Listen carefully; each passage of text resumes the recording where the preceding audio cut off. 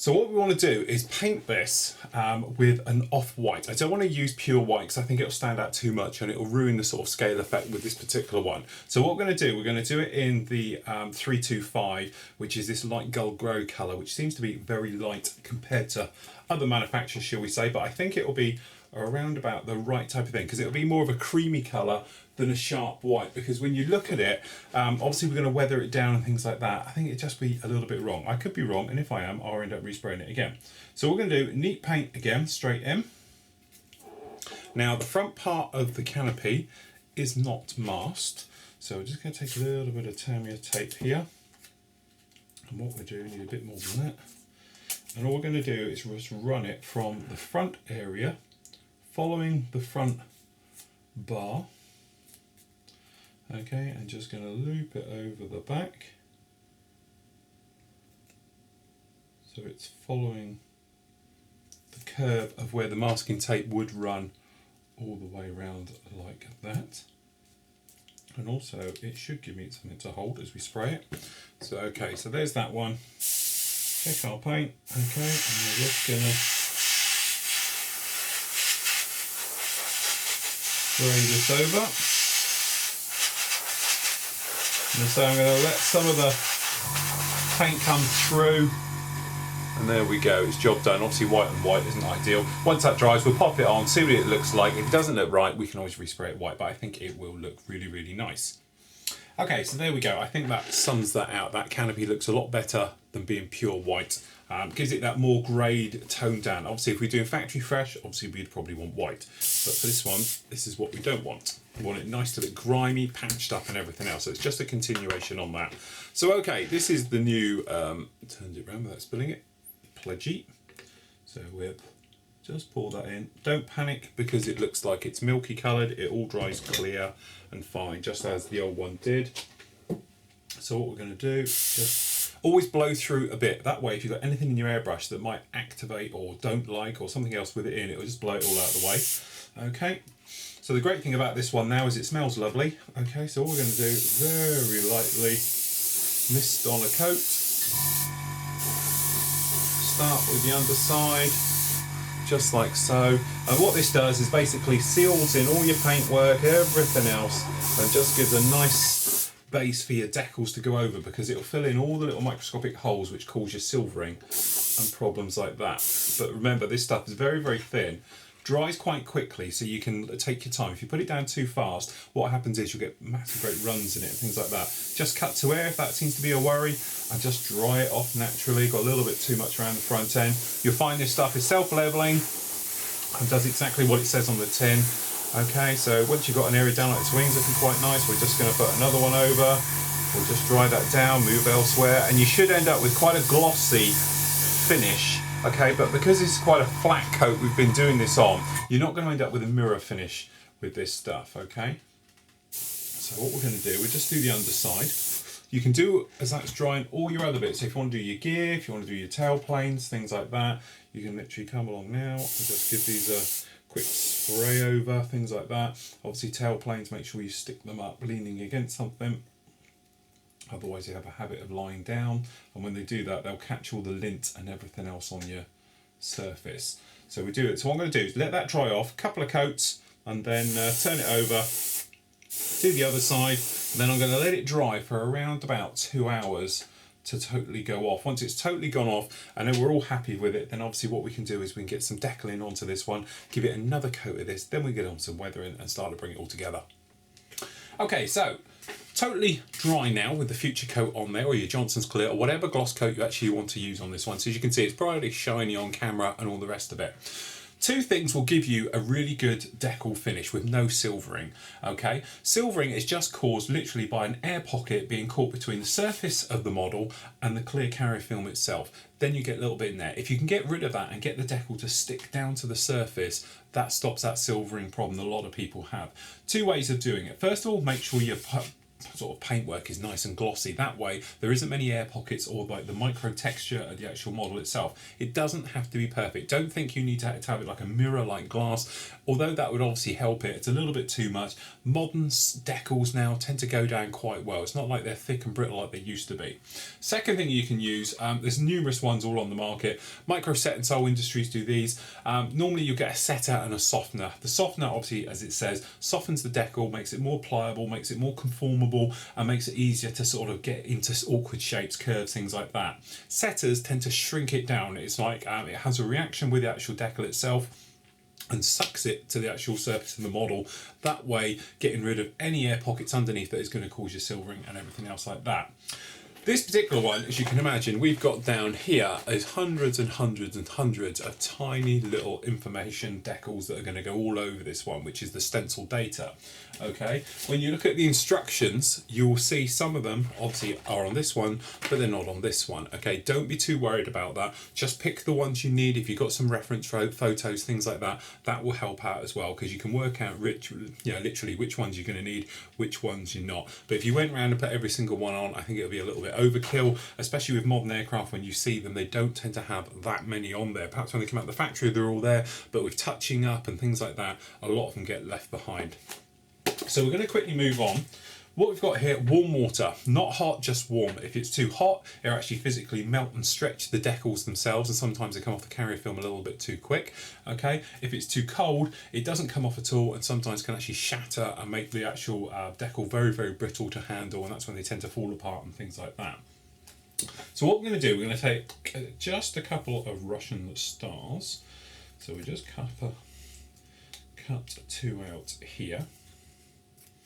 We're just going to pop these on the underside just to do a couple of show throughs of how we decal. I'll tell you what, I'll do it on the top, then we're all done. What we've got here is some locking spring-loaded tweezers, which are great because it holds the decal face down, so obviously the decal side down into the water.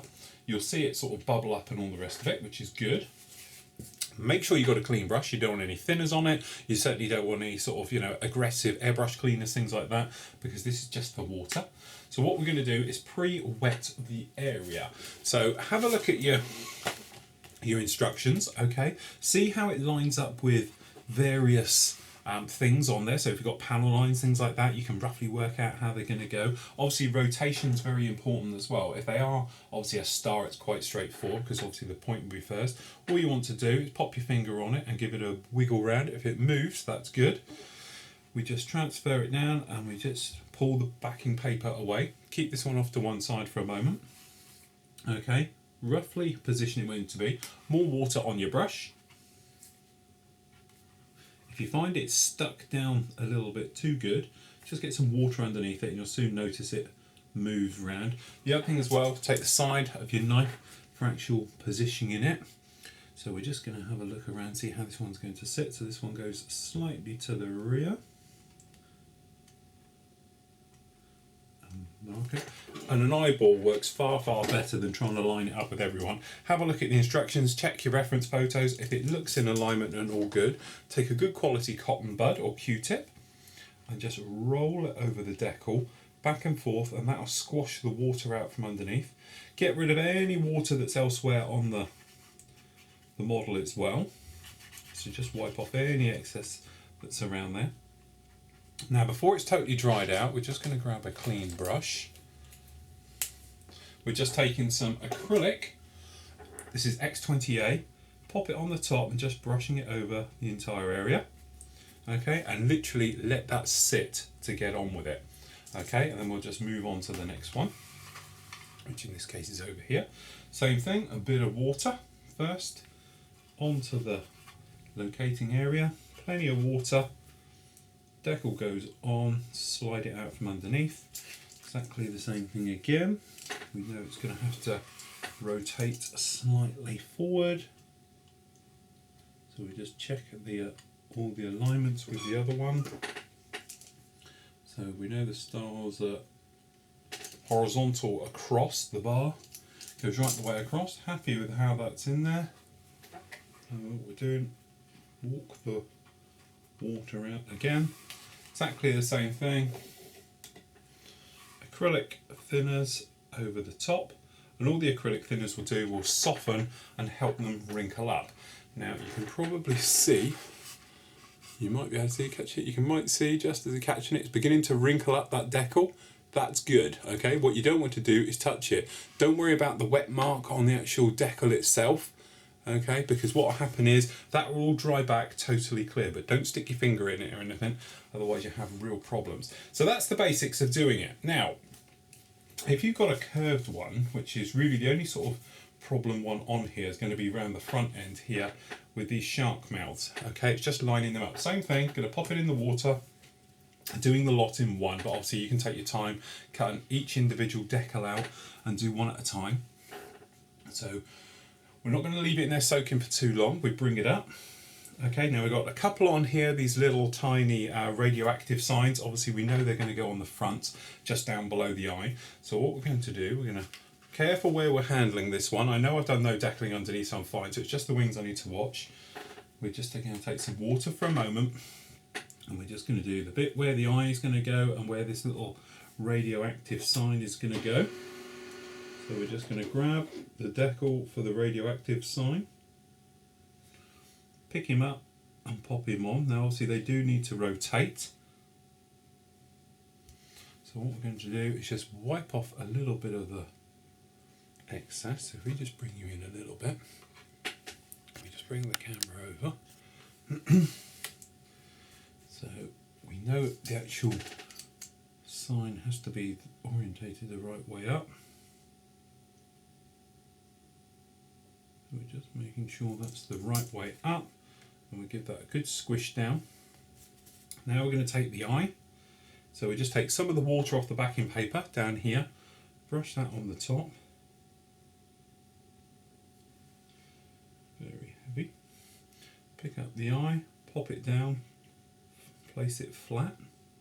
Now the eye itself, looking at it, has got some little distressed cracks in it and things like that, but this is one of those things we just sort of work with. Now we're just going to manoeuvre the eye into position.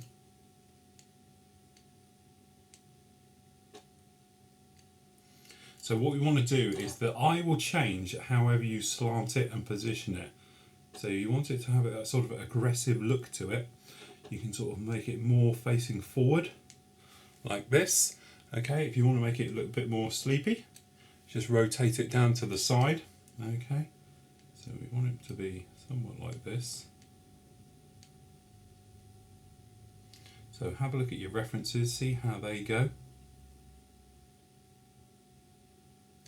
So we're quite happy with those. I'm just going to bring it back just a little bit, but it's all these things you can take your time with. Okay, and we'll dry it off and have a look, see if we're happy how that is. Quite happy with that one, so we can work on the mouth now. So we'll just grab a little bit more water, and we know it's going to go up here over the top of the gun and things, so we're going to have plenty of water absolutely all over this area. Okay, now the mouth goes on a downward slant, so what we're going to do is just slide the whole decal off the backing paper, just like this. Okay, then we're just going to roughly place it on, and then we'll wet your finger just a little bit, so obviously it doesn't stick to your finger. If it's not moving, it's just sticking down, just give it a lot of water underneath. There we go, we can manoeuvre him round now. Okay, so look at your references, see how that's looking. Okay, so it looks like it's going to go right the way underneath. So it's starting to stick a little bit under here, more water. Get water underneath it and you'll find it will just slip and slide around. So what we're doing, we're just looking at how the gun is, how the teeth are, all in relation to everything. And we're just working out exactly how it's going to sit.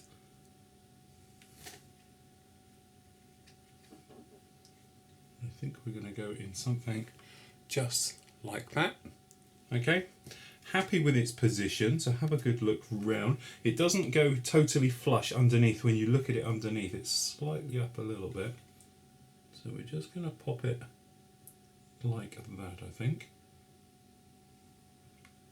Okay, happy how that is. So taking our cotton bud, we're just drying down everywhere.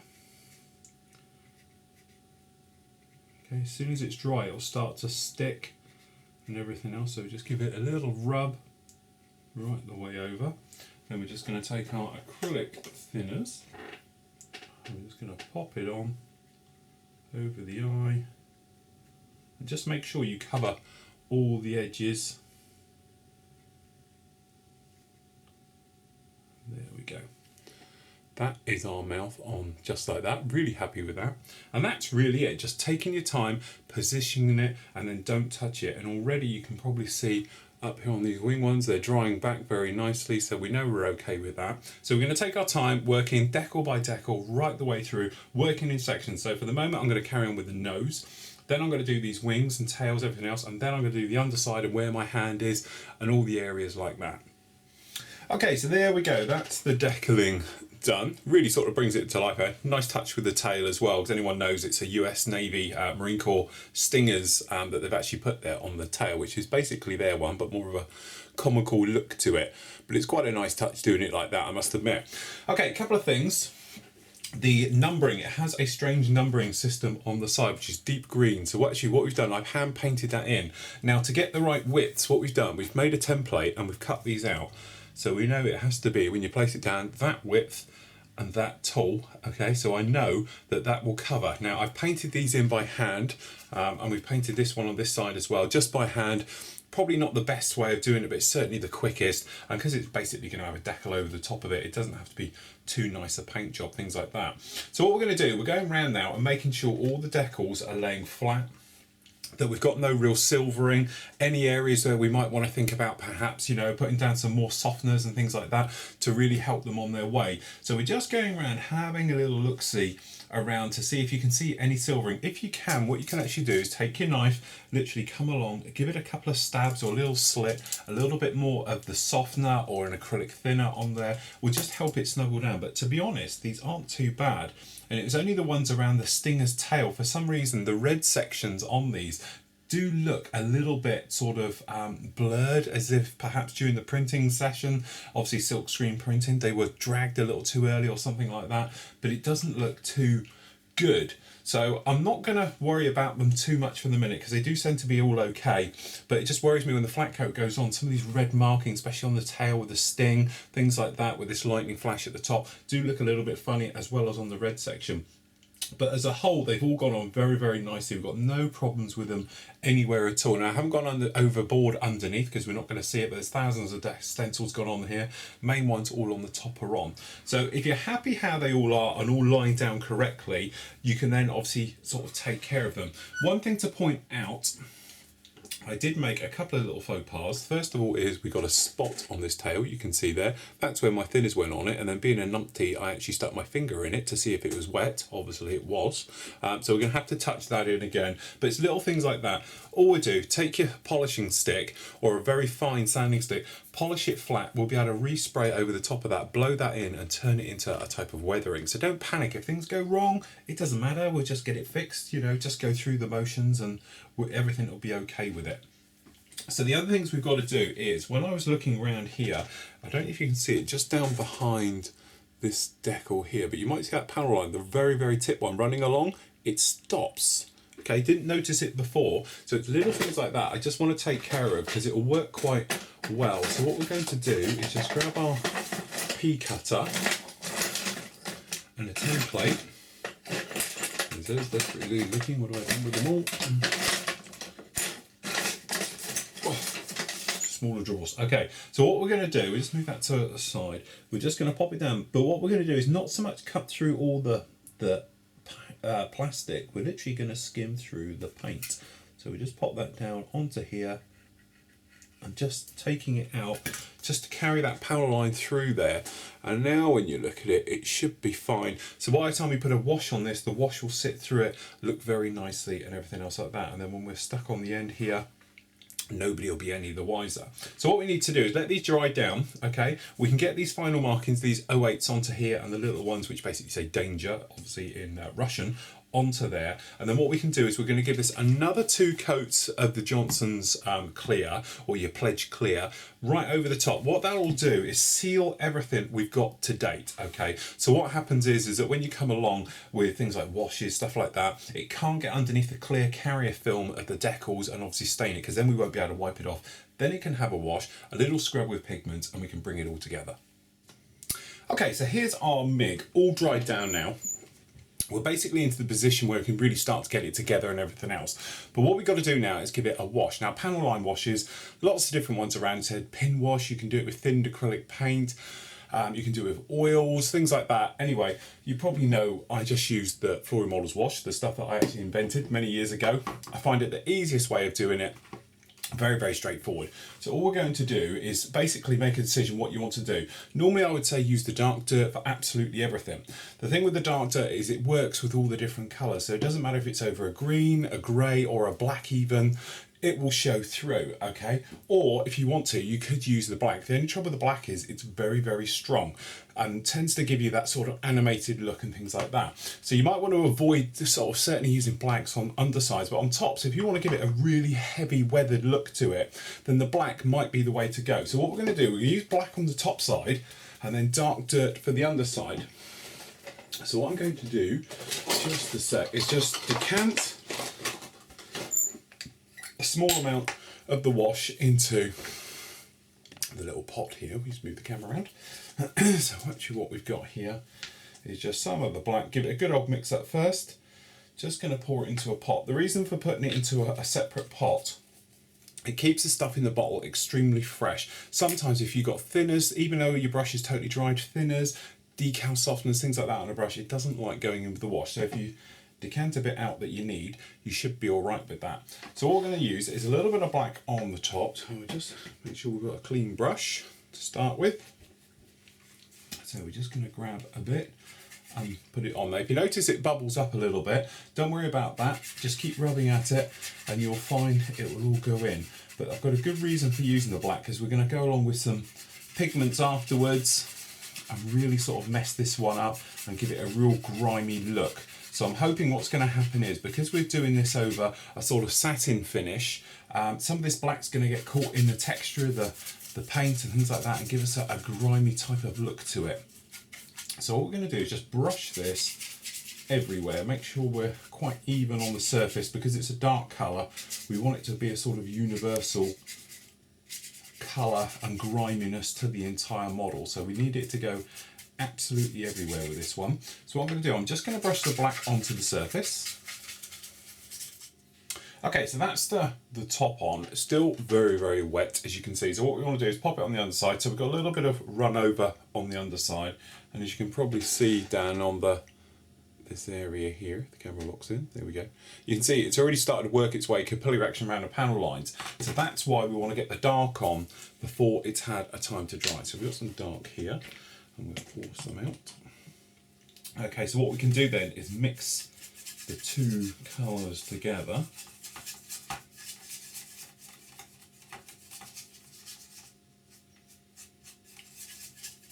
So this one you can probably see is a lot more of a browny type mix.